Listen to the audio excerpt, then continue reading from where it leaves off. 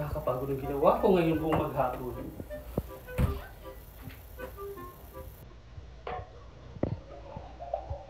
Gising na kaya yung anak ko.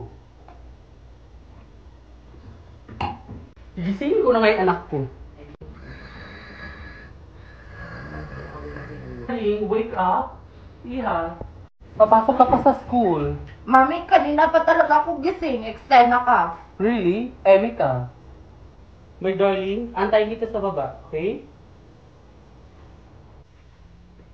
Darling, your food is ready. Come here. Please.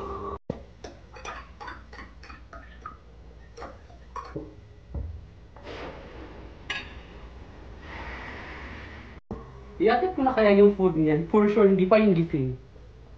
Sinasabi ko lang nga ba, tulog na naman ulit.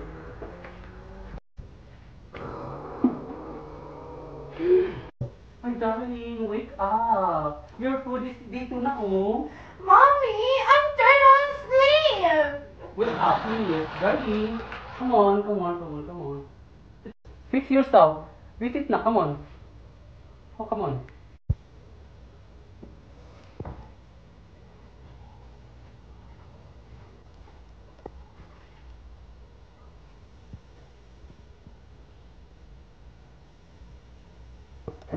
I'm done. Mommy! Ang dami! Ay, naku, yung batang yun. Parang wala nang nabaw sa pagkain niyo.